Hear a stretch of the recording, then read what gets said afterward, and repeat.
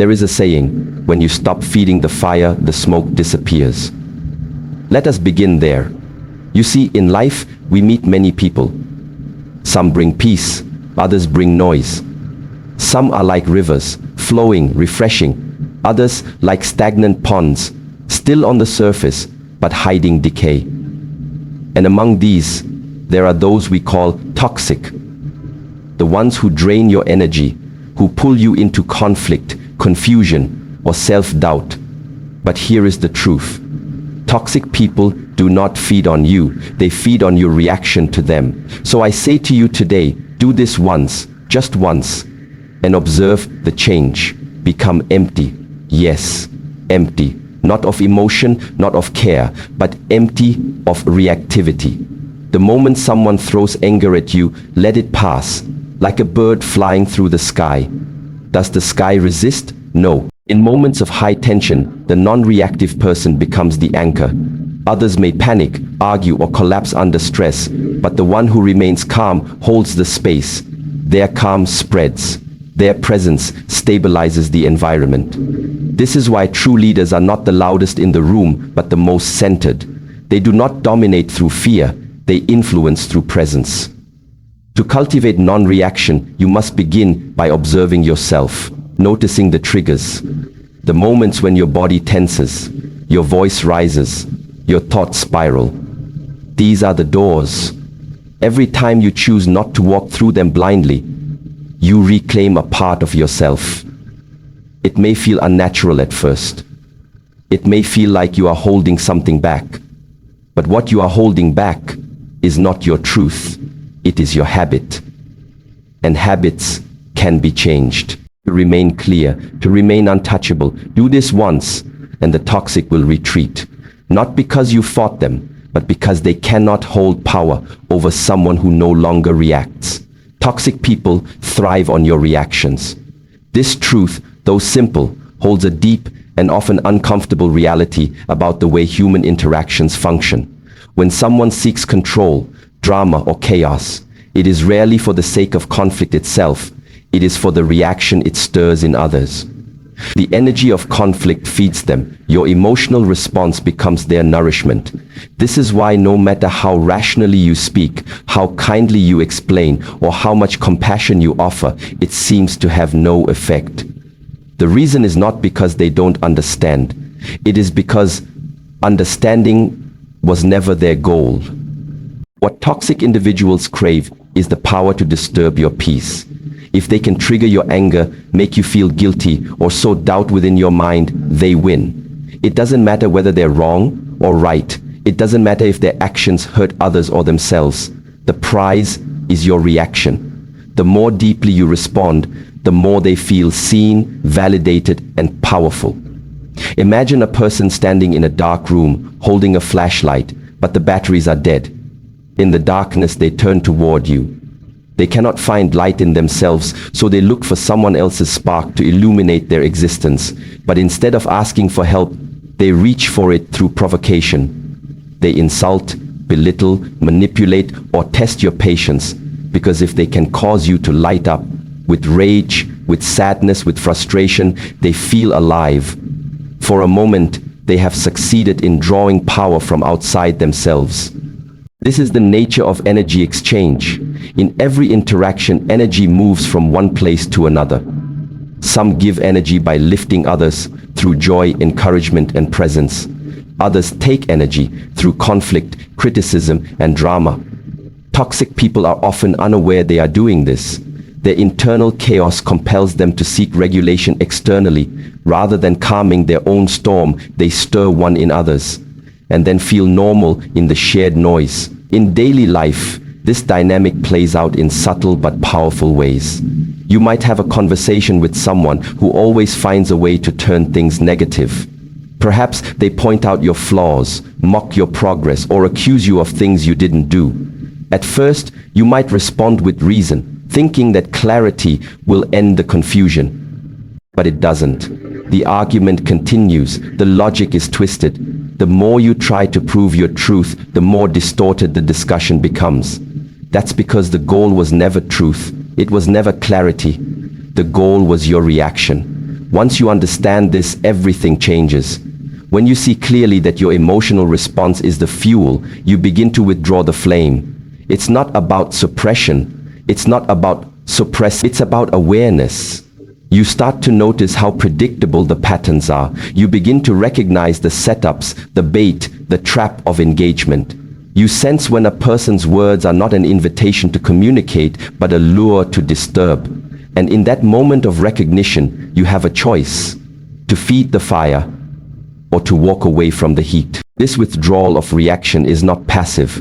It's an act of conscious strength. The ego often wants to respond, to defend, to correct, but the deeper self knows you do not need to dance with every song someone plays. You do not need to attend every argument you're invited to. Sometimes the greatest form of power is stillness. Stillness doesn't mean silence only. It means internal clarity. You can speak with peace. You can respond with calm. You can even walk away without resentment. This kind of non-reactive presence is what disarms toxicity, because when a toxic person fails to elicit a reaction, they are left with their own energy, and most cannot sit with that for long. Think of a mirror. It reflects only what is shown to it. If someone brings aggression and the mirror reflects peace, the aggression loses its shape. It bounces back unamplified. But if the mirror reflects that aggression with more aggression, the conflict multiplies. Toxic people want you to be that second mirror. They want you to reflect the chaos they bring. But if you can reflect neutrality, their influence begins to dissolve. There is another layer to this, deeper and more personal. Sometimes, toxic people are not strangers or distant acquaintances. They are close, family, longtime friends, or partners. When emotional bonds are strong, so are the hooks. This is where detachment becomes essential.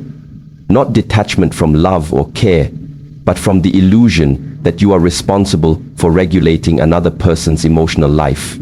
You are not. You can offer support, you can offer presence, but the moment your peace becomes a casualty of their war, a boundary must be drawn. Reactivity often arises from a desire to control the outcome. You want them to understand, to change, to realize what they are doing. But this desire too becomes a vulnerability. Toxic people can sense it. They will use it. They will make you chase resolution while moving the goalpost. They will make you seek fairness in a game that was never fair. And each attempt drains your energy a little more. So how do you stop this cycle? You stop believing that your reaction will fix it. You stop offering your emotions as a bridge for someone who has no intention of walking across. You stop arguing with people committed to misunderstanding you. Instead, you become rooted in your own clarity. You let your silence speak. You let your absence carry the message. You let your peace be your resistance. And perhaps most importantly, you begin to observe yourself. Because the truth is, toxic people can only thrive in environments where they are fed. If someone continues to disturb your peace, ask not only why they do it, but why you continue to allow it. What part of you still wants to be understood by someone who has shown they do not listen? What part of you is still afraid to walk away, to disconnect, to hold your own ground? When you stop reacting, you start reclaiming. Your energy, your clarity, your center, they all return to you. And from this place, you begin to live differently. You begin to choose your interactions more wisely. You begin to feel the difference between those who uplift and those who drain. You begin to trust the silence rather than fearing it. That change begins with one moment. One interaction where you choose to respond with stillness instead of noise. One insult that bounces off instead of sinking in. One conflict that you step around instead of stepping into. In that moment, a new pattern begins. A new version of you takes root. One that no longer feeds what does not serve. One that understands the most powerful person in the room is often the one who says the least and reacts the least. Non-reaction is power. Not passivity, not weakness, not avoidance, but true, grounded, deliberate power. The kind of power that does not need to shout, does not need to prove, does not need to win through force. It is the power that comes from presence, from inner stability, from a mind that is no longer swayed by every wind or shaken by every ripple on the surface. To understand this, we must first look at why reaction is so instinctive. The human mind is conditioned by habit, memory, and fear. It is trained from an early age to respond quickly, emotionally, and often. When someone says something hurtful, we defend ourselves. When something unfair happens, we protest. When our pride is touched, we react. But what is often mistaken for strength in these moments is, in truth, a form of dependence. We become dependent on external validation, on being understood, on being seen as right. We let the outside determine our inside. Reaction adds weight. Reaction makes things stick. Every time you react out of anger, you carry the residue of that anger with you. Every time you respond to provocation, you bind yourself to the one who provoked you. You become tethered to their energy, their mood, their state of mind. Non-reaction, on the other hand, keeps your energy your own. It does not mean you never act. It means you act when the moment is right. From a place of calm, not compulsion. In silence, power grows. Think of a mountain. People shout at it, storms roll over it, winds strike its face, but the mountain remains unmoved. It is not cold, it is not uncaring, it is simply grounded. Deep within the earth, it knows its place. Non-reaction is like this. It is not indifference, it is rootedness. A person who does not react easily is not someone who feels nothing. They are someone who chooses what is worthy of their energy. There are moments in life when people will try to provoke you. They will test you, not because they hate you, but because they are unsettled themselves. A reactive person meets their chaos with more chaos. A non-reactive person meets it with space, and in that space, transformation happens. The other may pause. They may feel the weight of their own actions, or they may not. But what matters is that you are not dragged into their storm. In the practice of martial arts, especially the internal forms like Tai Chi or Aikido, students are taught to respond with softness, not by meeting force with force, but by redirecting it. The opponent strikes, and instead of blocking it head-on, the skilled practitioner absorbs the energy and lets it flow past them. This is a physical metaphor for non-reaction. It is not about running away. It is about being in the moment, fully aware, but choosing to respond without emotional entanglement. Every time you choose not to react, you strengthen your inner structure. You build a deeper connection with yourself. You begin to hear your own thoughts more clearly without the noise of emotional impulses. You begin to choose your words more consciously, your actions more deliberately, and through this, you begin to lead your life instead of being led by others. In relationships, this changes everything. When one person no longer reacts out of habit, the pattern of conflict is broken.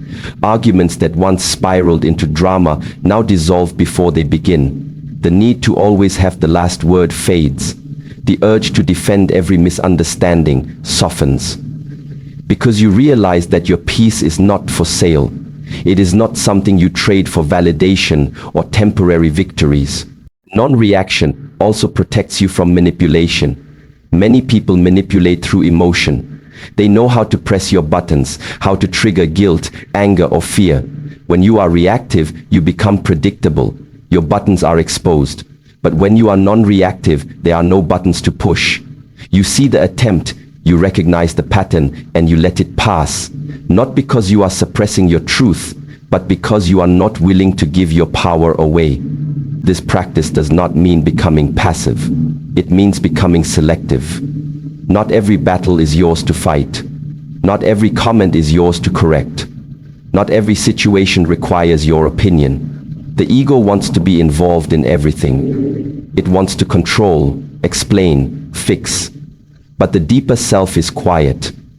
It moves only when it is needed, and when it does, its movement is precise, effective, and often unnoticed. In meditation, we sit and observe.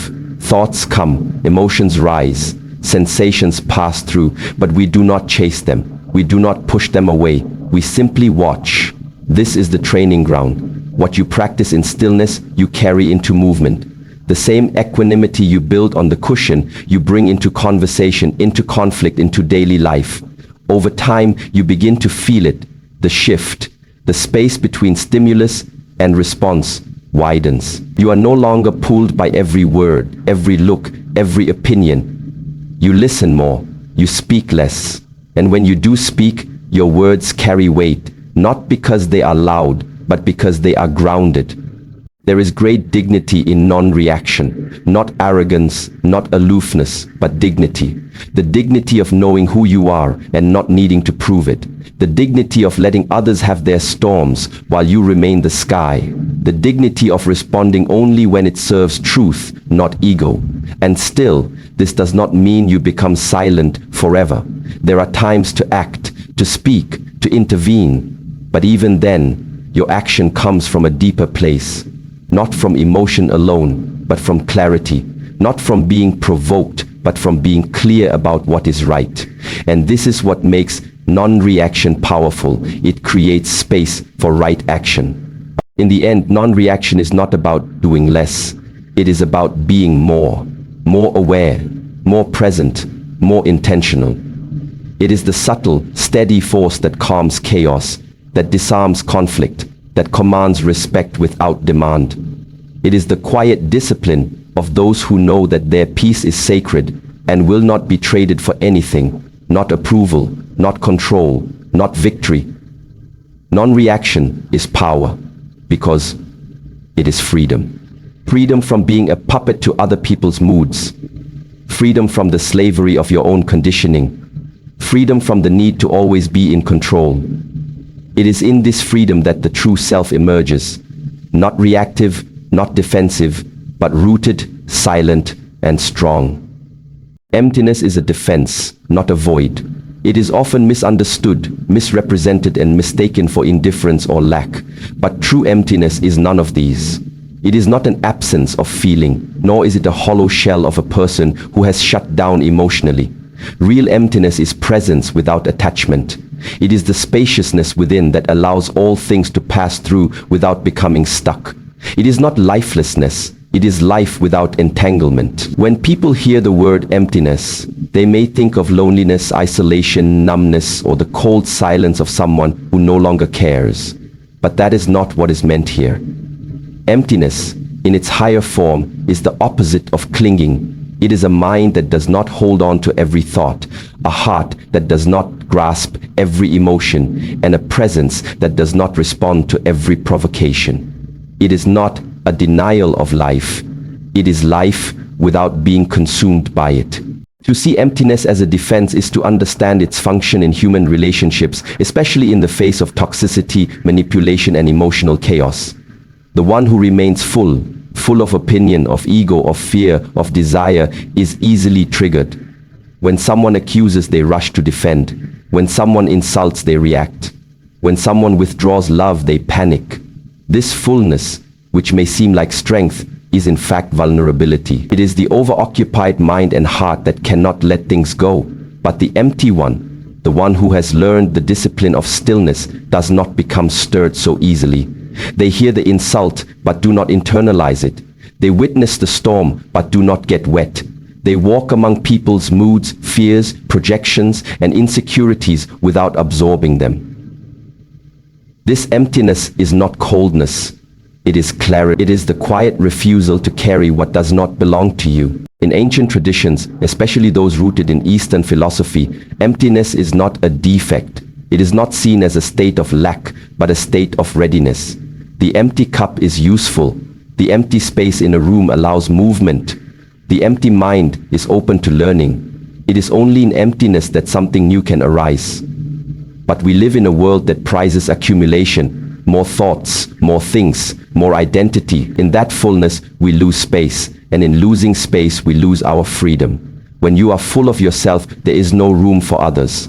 When you are full of fear, there is no room for trust. When you are full of judgment, there is no room for compassion. But when you are empty, not in the sense of being void, but in the sense of being unburdened, there is room for everything. You do not hold on to your anger, so you have space for peace. You do not hold on to your pride, so you have space for understanding. You do not hold on to your pain, so you have space for joy. In relationships, this kind of emptiness is an armor. Not the armor that hardens you, but the one that protects without enclosing.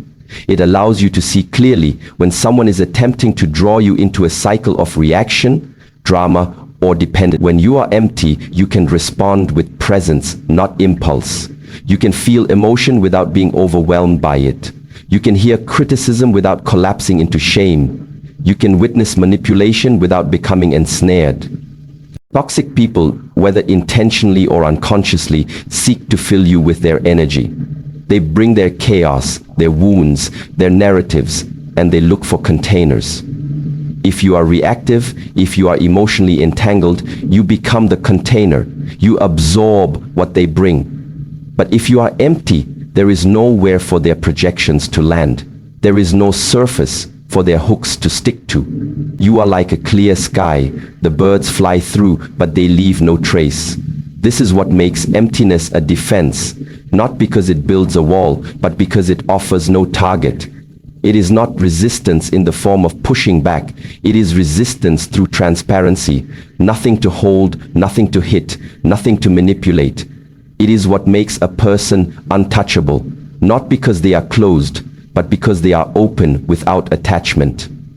Emptiness is also the space where healing happens. When the mind is full of stories, judgments, and reactions, there is no space to see clearly.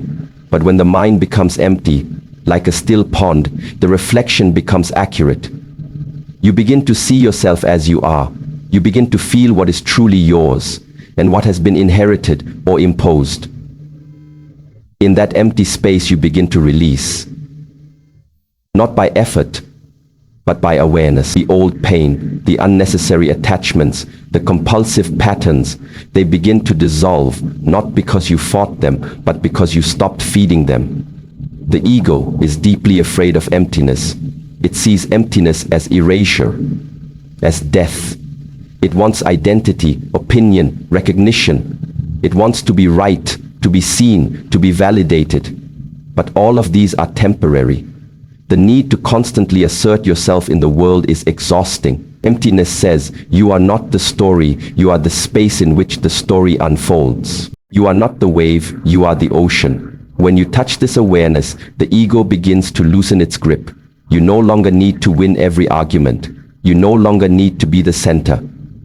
You are content to observe, to move lightly, to remain unbound. In this emptiness, love takes on a new form. Not possessive, not needy, not conditional. Love becomes space-giving. You do not love someone to fill your own lack. You love them as they are, without needing them to complete you. This kind of love cannot be manipulated. It cannot be weaponized, because it flows from fullness within emptiness, presence without clinging. People will try to test this emptiness. They will say things designed to provoke, to challenge, to expose what they think is weakness. But if you remain rooted in your inner clarity, their words lose force. Not because you are numb, but because you are no longer controlled by the need to react. You may respond, or you may not. You may speak, or remain silent. The power lies in your choice, not in their expectation. And still, this emptiness does not mean isolation. In fact, it creates deeper connection. When you are no longer burdened by your own projections, you can meet others more clearly. You can listen deeply because your mind is not rehearsing responses. You can see people as they are because you are not looking through a lens of expectation or fear. You become more present, more available, and paradoxically, more alive. To reach this state is not to become perfect. It is not to stop feeling or engaging with life. It is to become aware of what you carry unnecessarily, to drop what no longer serves, to return again and again to the spaciousness within. It is a discipline, a practice. Sometimes you will forget, you will react, you will grasp, you will hold on. But each time you return to emptiness, you remember who you are beneath all the noise. In this world where speed is glorified and noise is constant, emptiness is rare, but it is essential. Without it, we burn out. We become consumed by our own thinking, our own striving. But in emptiness, we recover. We return to center. We find not the absence of life, but life in its purest form, uncluttered, clear, and free. Emptiness is not a void, it is a mirror. It reflects everything but holds nothing. And in that reflection, in that stillness, we begin to see the power we have been searching for. Not in possession, not in reaction, not in control, but in the quiet, unwavering space that can hold it all without becoming any of it. Refusing to engage ends the cycle. It is not the dramatic exit, not the sharp retort, not even the last word that ends a toxic dynamic. It is the quiet, steady refusal to feed it. That refusal is not always loud. Often it is done in silence. It is done in stillness. It is done internally, long before any visible decision is made. To refuse to engage is not to give up, but to rise above. It is not weakness, but wisdom. It is the recognition that some cycles are sustained not by their own strength, but by the energy you continue to give them. Cycles of toxicity are not accidents, they are patterns, predictable, repetitive, emotionally draining patterns. One person says something triggering, the other reacts. The first responds with greater intensity, it escalates, it repeats. And underneath it all is a shared, unconscious agreement to keep dancing in this familiar rhythm. But what happens when one person simply refuses to move? The pattern begins to dissolve. Not because it has been resolved, but because it has been starved. Refusing to engage is not always easy, especially when your ego is involved, especially when you feel misunderstood, accused, provoked, or disrespected. The instinct to defend yourself can be powerful. The desire to prove your point, correct the other, or win the exchange can be overwhelming. But in that moment, ask yourself, what am I actually winning? Even if you say the perfect thing, even if you momentarily feel vindicated, what have you truly gained if the cycle continues? You may win the argument, but lose your peace. You may dominate the moment, but become entangled for hours, days, weeks.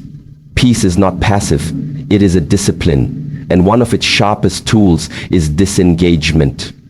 Not the disengagement of apathy, but the disengagement of someone who sees clearly and chooses consciously. You are not ignoring, you are not avoiding, you are simply choosing not to energize what does not serve your growth. This does not mean you avoid hard conversations. It means you do not participate in the ones that go nowhere. Every toxic interaction has a hook. Sometimes it's a tone, sometimes a word, sometimes it's a guilt trip, or a passive-aggressive comment, or the familiar pattern of blame and defensiveness. The hook invites you in. It invites your participation. And the moment you accept that invitation, you are in the cycle again. Maybe for minutes, maybe for days. You are pulled back into the energy of reaction, reactivity, and emotional entanglement. But when you refuse to bite, when you see the hook and smile inwardly and walk away, not out of fear, but out of clarity, the cycle cannot sustain itself. You have removed its fuel source. This doesn't mean the other person will immediately stop. In fact, when you first begin to disengage, they may try harder, they may provoke louder, push deeper, act more irrationally, because the pattern is breaking, and people who are invested in the pattern will resist its breakdown. But your job is not to fix them. Your job is not to make them see. Your job is to stay rooted in your own clarity. If your peace depends on their behavior, you are still caught. But if your peace remains, regardless of their actions, you are free. Freedom does not always look like confrontation. Sometimes it looks like walking away. Sometimes it looks like silence. Sometimes it looks like saying, this is not something I choose to engage in, and then actually meaning it. And once you've made that choice, you don't look back. You don't seek closure from someone who thrives on keeping things open. You don't seek understanding from someone who refuses to understand themselves. You don't seek peace from the one who benefits from your unrest. You generate peace from within, and you protect it fiercely. This refusal is not cruelty, it is self-respect.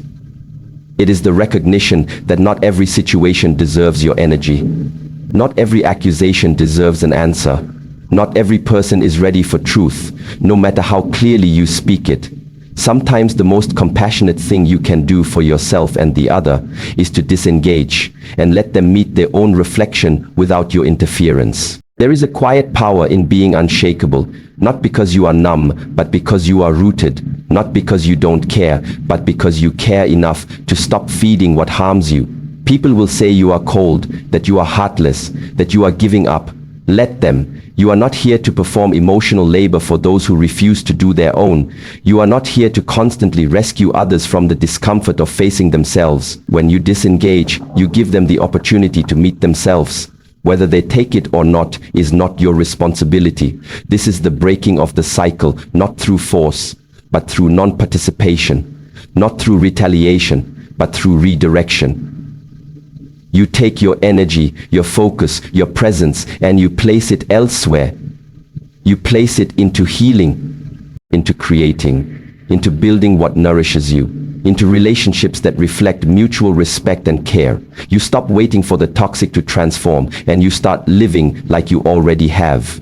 When the drama no longer pulls you, when the insult no longer triggers you, when the bait is laid and you simply smile and move on, you have won. Not because you conquered the other, but because you conquered yourself. You conquered the need to be right, the need to be seen, the need to always respond. And that victory is quiet. It is invisible. It happens in the silence of your own restraint. You begin to notice the space that opens up, the mental space, the emotional space, the space once filled with rehashing conversations, rehearsing comebacks, analyzing motives. That space becomes your sanctuary, your creative ground, your inner home. You begin to build a new rhythm, one that is not dictated by external chaos, but by internal clarity.